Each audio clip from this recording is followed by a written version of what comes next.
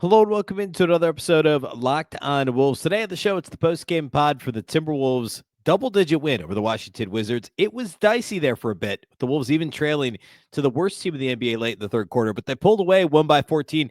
Ant drops 41. We'll break down what happened in this one. There are a lot of positives, even though things were sluggish for a bit. We'll break the whole thing down. Welcome in. You are Locked On Wolves.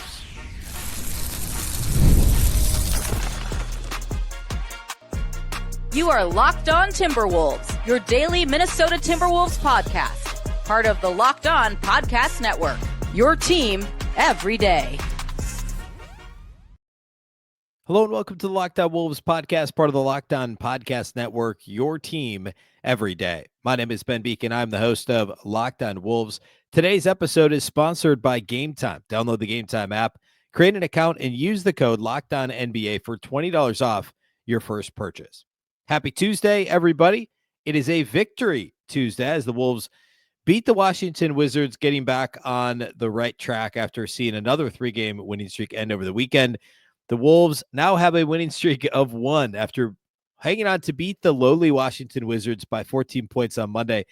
I want to get into, there were positives in this game. I said at the open, a lot of positives. A lot is maybe a little bit strong. There were some positives. Timberwolves stars played really well, and we'll talk about that on the show. We'll also talk about why this game was so close when it, closer than it should have been. Wizards even taking a lead in the third quarter of this game.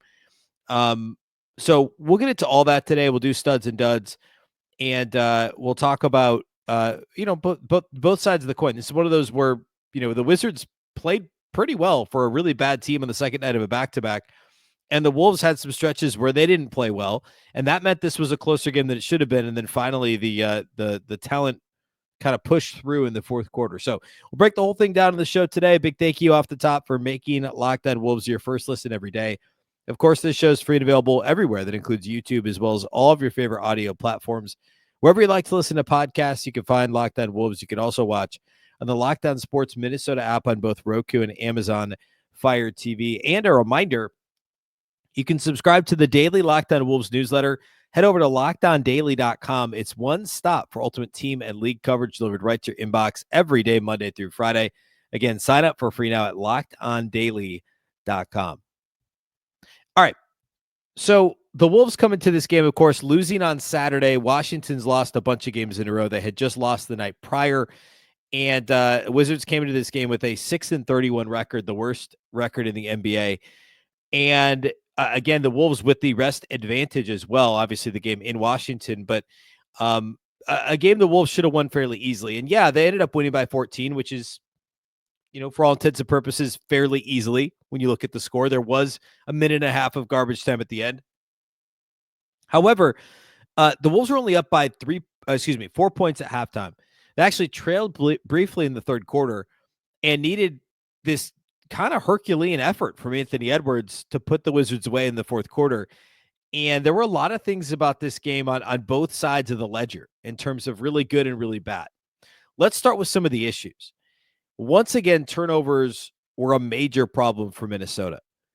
And we talked about this the other day. It was more offensive. Well, it was both. It was offensive rebounding and turnovers when they lost to Memphis on Saturday and still had a chance to win that game. That was a game they should have won. They should be on a 5-game winning streak right now.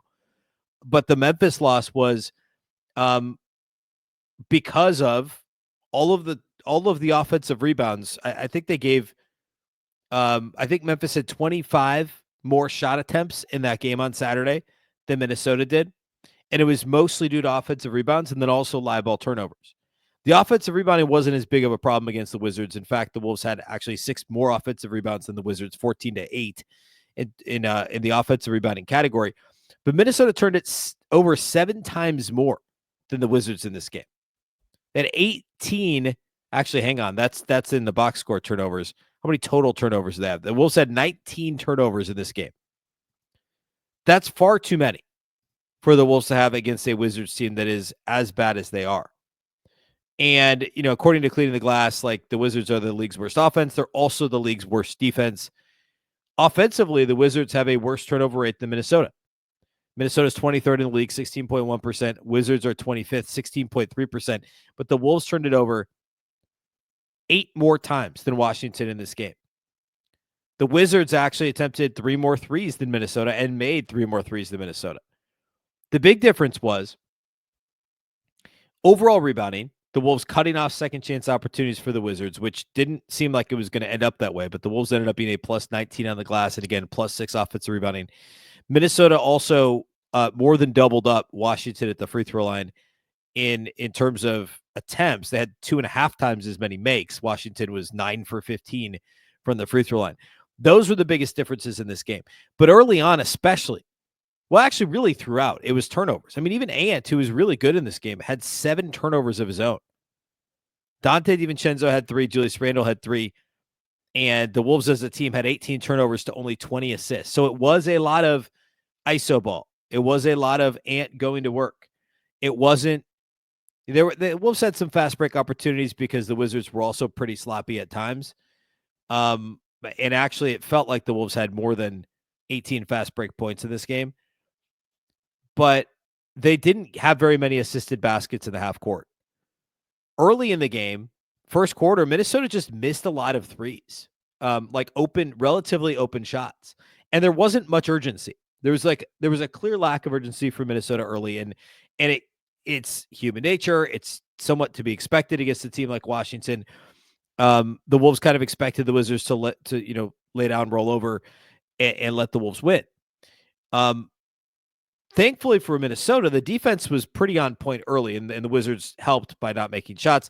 But I actually thought the Minnesota defense was good in the first quarter. They only gave up 20 points to Washington. I thought they were active defensively, got some block shots. And the Wizards had a couple of open shots that they missed very early, but like middle to late stage of the first quarter, I thought Minnesota's defense was good. And even though the offense was bad, the Wolves were up 5 at the end of the first quarter. Second quarter was kind of the same as the first, but the defense didn't really come to play as much. And then we had a 4-point game at halftime. Third quarter, it was turnovers and lack of hustle, loose balls, 50-50 balls. I mean, Washington hit a 3, then the Wolves missed. The next time down, Washington misses a 3 in transition, but the ball bounces right to Jordan Poole, who's admittedly in the right place at the right time, but also is being active. Like, those things happen. You get some of those long intermediate rebounds when you're just being aggressive as a team and trying to find that open space on the floor to corral a rebound. And Jordan Poole got it and just jacked right back up. But it was just kind of like playing whack-a-mole a little bit for the Wizards offense. Like, all right, you're just going to keep giving us these shots. I thought Jim Peterson made a great point on the FanDuel Sports Network broadcast. He mentioned at some point, I think it was in the third quarter, that the Wizards just lost to OKC, and they're finding playing the Timberwolves a lot easier than they found playing OKC. I mean, the Thunder beat them. The Wolves won by 14. The Thunder beat them by 41. The Thunder more than took care of business against Washington. They held them to 95 points and scored 136 of their own. I mean, this is also a team that just lost to the Bulls by 33. They lost to the Rockets by 23. The Wolves should have won by more. They were not. This Timberwolves team has not had a killer instinct. It's certainly been less than 5 games this year where the Wolves have start to finish just dominated an inferior opponent. And at this time last year, I feel like it was certainly a lot more than the less than 5 number that I just gave. And I'm not willing to say like this team doesn't have a killer instinct or something crazy like that. To this point, they haven't shown that. They haven't shown the desire to be dominant night in and night out, which is what OKC is showing right now. And sure, in the fourth quarter, when push came to shove, Reid and then Anthony Edwards and a bit of Julius Randle really kind of put an end to things. But it was only close, end of the third quarter. We're talking a 3-point game. It was the Wizards took a 1-point lead at one point in the third quarter, actually a couple different points in the third quarter. And I think actually led by more than one. And then the Wolves pushed back. They were up 3 going to the fourth. But it took, like I said before, kind of a Herculean effort from Ant, plus some help from Nas and Julius Randle to put the Wizards away because of the turnover issues, which were certainly Ant was a big part of that. Ant had more than a third of the Wolves turnovers as a team. And also just too many missed shots early. I want to talk about what went right for Anthony Edwards. And more broadly, I don't know, what does this game tell us? I guess I just touched on that a moment ago, but I want to go a bit deeper on that too, and then we'll get to individual studs and duds. All that's upcoming here next. Today's episode of Locked On Wolves is brought to us by our new friends over at Wayfair. After the holiday hustle, there's nothing like giving your home a little TLC. I always find that decluttering and refreshing my space helps me get back into a routine. Whether you're tidying up, clearing out, or just want to give your space a new look to start the year, Wayfair is everything you need, all within your budget. Right now, I actually spent quite a bit of time on Wayfair on yesterday. I'm looking for furniture. I'm actually looking for a lamp for the living room, trying to balance out the look of the living room right now. Their huge selection at Wayfair makes it easy to find pieces that fit in our style and budget. My favorite part is, of course, the free and hassle-free delivery, even for the larger items like a large lamp. Haven't landed on one yet. I have quite a few tabs open right now that I gotta figure out. Talk to my wife, figure out which one we're gonna go with. Wayfair's site was so easy to navigate that I was able to find several options that are going to fit what we're looking for. We just got to land on one. There truly is something for every style in every home, no matter your space or your budget. Give your home the refresh it needs with Wayfair. Head to wayfair.com right now. That's Wayfair, WAYFAIR.com. Wayfair, every style, every home.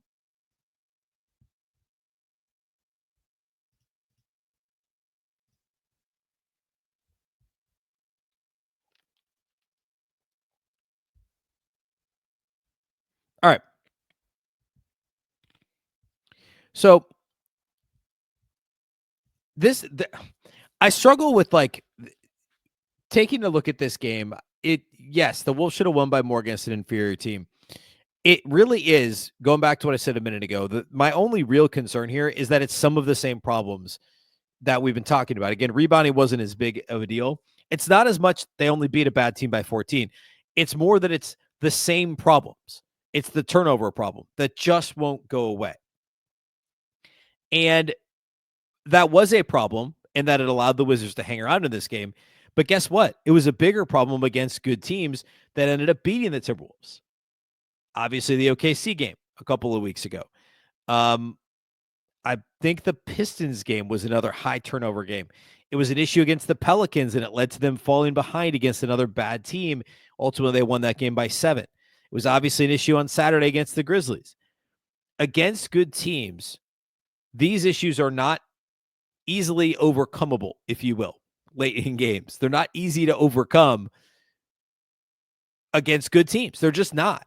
And, Golden State's been struggling, and that's who that we'll talk about them tomorrow on the show. The Wolves play Golden State on Wednesday night on ESPN. And Golden State just lost to somebody bad. Who'd they just lose to? Toronto, who had lost $1 billion in a row or whatever. Or they lost 9 out of 10 or 11 out of 12 or something like that. And Golden State just lost to them. You may be able to get away with some turnover issues against a team like Golden State, but you can't do it against the good teams. And the Wolves turn the ball over against everybody, good teams, bad teams, whatever. You can go to, if you have Cleaning the Glass, one of the things you can do is you can actually go to team pages and then go to game logs and look at the four factors by game log, and it'll show you the percentile rank of where each of the what am I trying to say? Basically the ranking or percentile rank of what their turnover rate or whatever you're looking at would be across the board. So the Wolves, let's see, the Memphis game, they had an 18% turnover rate, which is bad. Obviously, the game before that, they beat Orlando by 15. And they had a turnover rate of just 10.5%, but the thing I like about this is not just that it shows the percentile next to the rate, but it also gives you the hot and cold, right? Like it gives you orange if it's good and blue if it's bad. And I don't need this chart to tell me this. Neither do you. But what I like is the visual of look at how many bad games in a row there are. And the flip side of things too. So defensively, when they had that crazy stretch, they won 6 out of 7 from late November to mid-December. Sure enough, 6 out of 7 games, they had a defense that was 88th percentile or higher. And actually in 5 of those games, it was 97th percentile or higher, all orange. And since then, it's obviously been a bit spottier, but it'll show you the hot and cold streaks throughout the season. And I think it's a nice little bite size. Well, 6 out of the last 7 games, the Wolves have had just a deep blue turnover rate, just a miserable one. And that goes back to that OKC loss when they had a 24% turnover rate. Nearly 1 in 4 possessions ended in a turnover against the Thunder, which is insane. And it just shows you how blue that column has been all season for Minnesota. The only time they really didn't struggle was the very beginning of the season. They had like that one bad game against Dallas turnover-wise, but then otherwise it was like, they started the season, 6-5 or 6-4, something like that. And it wasn't great, but they weren't losing because of turnovers. They were losing because the defense wasn't very good. And then things started to shift. And now we're seeing a lot more like last year, at least in terms of kind of the peripherals, the ancillary numbers that explain how the Wolves are winning and losing these games. They're winning when the defense is great, and they're losing when the offense turns it over a ton and they struggle on the defensive glass. And for turnovers to be I'm actually honestly shocked, and it's going to continue to get worse after all the numbers are logged from Monday night's game, that the Wolves aren't worse in terms of offensive turnover rate. I mean, coming into this game, Minnesota was 18th in the league in offensive rating at cleaning the glass. They're 23rd in turnover rate. And all the teams worse than them are just, I should say all. Most of the teams worse than them are just bad basketball teams. Utah, Portland, Charlotte, Washington, Toronto. That's 5 of the 7 teams that are behind them. The only teams behind them that are good teams are Memphis and the Clippers. And Memphis is a top 5 offense despite their turnover issues because they make a lot of shots. They offensive rebound. Like they're top 10 in every other other three offensive 4 factors. And they're a top 5 offense. The Clippers are good because it's a lot like the Wolves. They're a bad offense, but a really good defense. And the Clippers have a marginally worse turnover problem than Minnesota. That's the only other good team that's got this issue. And the Wolves have to get it straightened out. So that's what's most concerning to me is turn the ball over against the Thunder. Fine. Like obviously at some point it's got to get better, but that's a little bit understandable. But if you're turning the ball over against the league's worst defense and a defense that doesn't, I mean, they're third to last in terms of forcing opponent turnovers. Washington only forces opponent turnovers on 12.8% of possessions. Only 2 teams force less turnovers than Washington, and the Wolves still managed to turn it over 19 times. And that, combined with teams that are good at forcing turnovers, is how you get a 24% turnover rate like they had against the Thunder a couple of weeks ago. And Minnesota's got OKC upcoming again here soon. They've got some difficult ones on the schedule. Like Cleveland's top 10 in terms of forcing turnovers or a top 10 defense. They have Cleveland upcoming. They have Memphis again, I think, next week. All teams that force turnovers. And it's just a problem that keeps to compound itself. And this should go without saying, but just to lay bare why it's such a big issue. Not only is your turnover not giving your team a shot at the basket, but a live ball turnover is giving the other team very likely a fast break opportunity the other way, an unbalanced floor, an open 3, a dunk, a layup, an opportunity to get to the free throw line. So you're not only not getting a shot up on the rim yourself, and you're not going to score, right? You can't score if you end your possession with a turnover. You're also not getting the ball up off the rim and giving yourself a shot at an offensive rebound. But you're handing the ball to the other team, and so many of these Wolves miscues, like Ant's 7 turnovers, I think 6 of them were live ball turnovers, maybe 5 of them, to just hand the ball to the other team in an unbalanced floor situation where they can go the other way and get an easy bucket or score easily.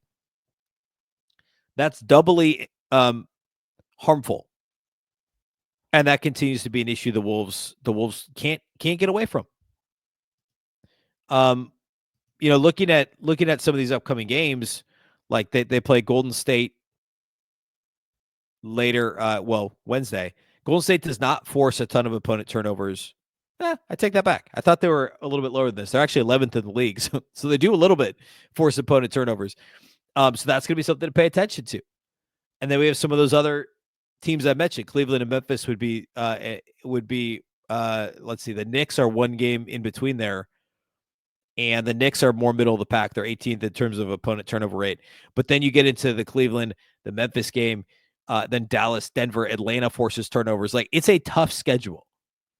And the Wolves got to figure it out. And it hurts when it's Ant who commits 7 of your team's 19 turnovers.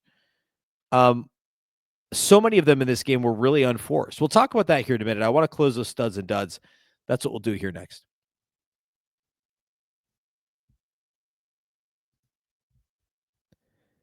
Today's episode of Locked On Wolves is brought to us by our title sponsors over at Game Time. I love going to live events. Live sports are obviously a huge favorite of mine. I love going to all live sporting events. I'll go to anything. I went to a G League game the other day, Oklahoma City Blue and the 905 Raptors. Was a ton of fun. Got to see some old some old Iowa Wolves players, some old Summer League players. Frank Kaminsky, former Wisconsin Badger, was on the floor for the 905. Anyway, live sporting events, music, stand-up theater, you name it. I like going to it. Game Time makes it even easier to get tickets for your favorite events with their new feature, Game Time Picks. The feature filters out the fluff to show you only incredible deals on great seats, so you don't have to waste time searching through thousands of tickets. Look for tickets to really any upcoming concert, game, any live event using the Game Time app. With Game Time Picks, you can find amazing deals and even see the view from your seat before you buy. The Super Deal is always particularly impressive, offering great seats at unbeatable prices. Plus, the app's all-in pricing shows the total cost up front with no surprise fees at checkout. Take the guesswork out of buying tickets with Game Time. Download the Game Time app, create an account, and use the code LOCKEDONNBA for $20 off your first purchase. Terms apply. Again, create an account, redeem the code LOCKEDONNBA. That's LOCKEDONNBA for $20 off. Download Game Time today. What time is it? Game Time. Today's episode is also brought to us by our friends at Hungryroot. When it comes to grocery shopping and meal planning, I have an ongoing problem. I simply don't have the time between work, life, trying to eat healthier in the new year, plus, of course, the podcast. I often feel stressed out when it comes to trying to figure out the eating healthy part of things. You go to the grocery store, you buy things you don't need, and then you end up with no time to actually cook. Sticking to your health goals is always a struggle, but everything changed. Everything can change for you when you discover Hungryroot. It's a game changer. It's the easiest way to eat healthy without all the stress. With Hungryroot, it's like having a personal shopper and a nutritionist all in one. They take care of your grocery shopping, recommend meals and groceries based on your taste and health goals, from anti-inflammatory to high protein and gluten-free options. The best part, every meal's ready in 15 minutes or less. I'm talking quick, healthy meals that actually taste great, all delivered straight to your door. It's a huge time saver, can make healthy eating so much simpler. You're going to love Hungryroot as much as I do. For a limited time, get 40% off your first box and a free item in every box for life. Go to hungryroot.com/LockedOnNBA. Use the code LockedOnNBA. That's hungryroot.com/LockedOnNBA. Code LockedOnNBA. That's LOCKEDON NBA to get 40% off your first box and a free item of your choice for life. hungryroot.com/LockedOnNBA. Code LockedOnNBA. Don't miss out.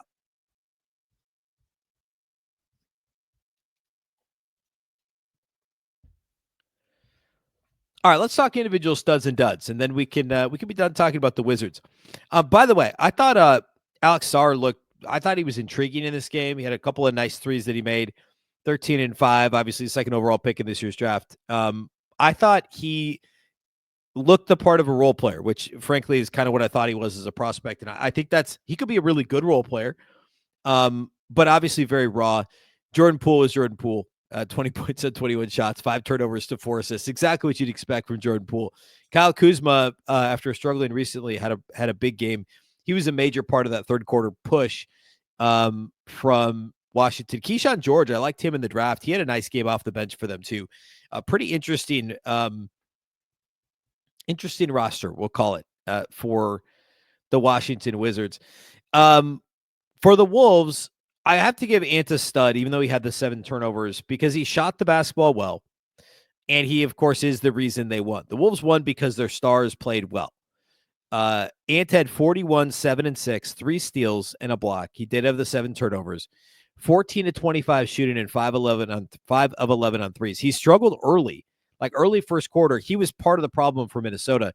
Across the board, they just missed open shots, and that includes Ant. Some of the shot selection early was shaky, but he ended up shooting 9 of 14 on 2s and 5 of 11 on 3s. He got to the line 8 times and made all 8 of his free throws, which is really nice to see, and ended up being a plus 18, second best plus minus on the team for the Wolves. It was overall, like, if he could have just, some of those turnovers were so silly. If we could just not have those, this would have been like one of the best Ant games you could ask for, because he really did put the team on his back toward the end. He had a crazy and one. He had the crazy behind the back crossover 3-pointer. He had the one that Valanciunas almost fell over on, and then he dapped up the kid in the front row. Like, just kind of a flurry in the fourth quarter. That was a ton of fun for Anthony Edwards. Really strong performance overall.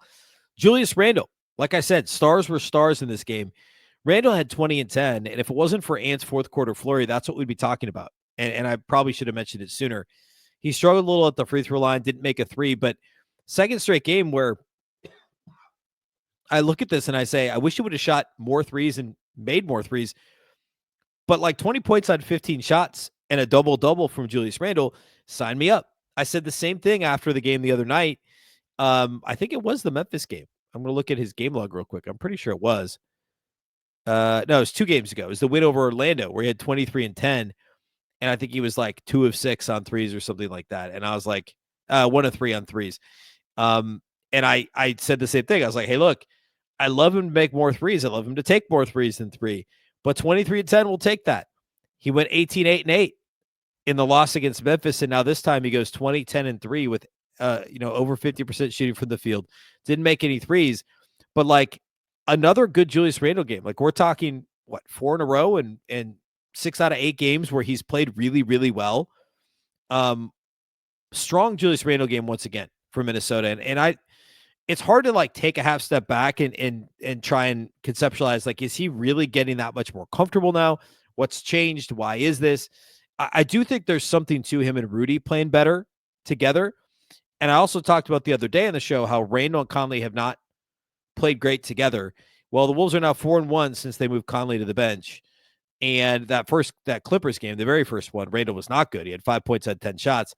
But since then, I just read his last 3 lines and the win over the Pelicans, he was 16 and 6. He's been really good. So I it's something to keep an eye on, but I think he continues to be more comfortable in Minnesota. And we're now like less than a month away from the trade deadline. That's a conversation for another day, but Julius has been playing a lot better here of late. Third stud for me in this one, it's got to be Reid. Gobert at 11 and 11. Dante, hit a couple of threes early, but wasn't efficient overall. Those are really your only other options. Nikhil had a good game too, but Reid I thought was great. He only had 12 points on 5, but he did it on 5 shots. He was 3 of 4 on threes. Got to the line for 4 shots and made 3 of his free throws. And he also had 5 rebounds and 3 steals in this game. Nas was a big part of the Wolves kind of surging ahead early fourth quarter. He had a couple of shots in there, and it felt like he had 3 steals and a block. So I guess 4 stocks in just 24 minutes is pretty impactful. He also got called for 4 fouls. As we've seen Nas become a better defender, he's been a little bit more aggressive, and that's also led to fouling being a little bit more of an issue. But it matters less when you're the 6th man, right? Like he's already going to play under 30 minutes, so he can get away with a couple of cheapies in there and have 3 or 4 fouls in a game and be in a decent spot if they don't need him, assuming they don't need him down the stretch, which occasionally they do. But a lot of times he's on the bench down the stretch anyway. This was just a really good Nas game. 12-5 plus 3 steals and a block. The Wolves will take that. 3 made threes. I thought he was a big part of Minnesota putting this game to bed in the fourth quarter of this one. No duds in this game. Jaden wasn't great. He had a couple of nice plays. He had 8 and 8, I guess, but he missed all 3 of his 3-point attempts. He had a couple of kind of overzealous plays off the dribble that he made. So not a great Jaden performance. Conley was fine. Conley was actually pretty good. 7, 5, and 4, and continues to look like the role he's been given now off the bench, where he's just kind of a steady hand, can be a knockdown catch and shoot guy, and really isn't going to be relied upon. It can't be relied upon for anything much more than that. So a decent game from Conley. And as I mentioned, Nikhil was good too. Knocked down a couple of threes, including a big quarter 3 as the Wolves were putting away in the fourth quarter. All right, next up, the Wolves take on the Warriors, as mentioned, on Wednesday night. That's an ESPN game, 8:30 p.m. Central against Golden State, who just lost to the Toronto Raptors by a possession on Monday night. We'll break that down, look at that matchup on Wednesday's show, along with some additional lineup stuff. But the Wolves have now won 4 out of 5, and headed into Golden State, Knicks, Cavs for their next 3. The Cavs being the second night of a back-to-back.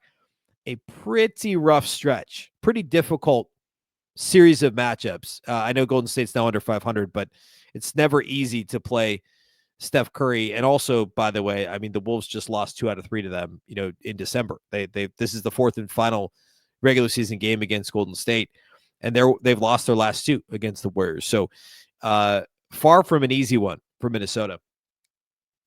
All right. That's all we got for you today on the show. Big thank you for making Locked On Wolves your first listen every day. Of course, this show is free and available everywhere, including YouTube, as well as all of your favorite audio platforms. You can also watch on the Locked On Sports Minnesota app on both Roku and Amazon Fire TV. A reminder that you can now sign up for the Locked On Daily newsletter, the Locked On Wolves newsletter daily, Monday through Friday. Sign up at lockedondaily.com, one stop for ultimate Wolves coverage and league coverage delivered right to your inbox Monday through Friday. Again, sign up at lockedondaily.com. Of course, the Locked On Wolves podcast is part of the Locked On Podcast Network. Remember, the Locked On Network is your local experts on all the biggest stories. Once again, I'm Ben Beecken. This is the Locked On Wolves podcast, and we'll catch you next time.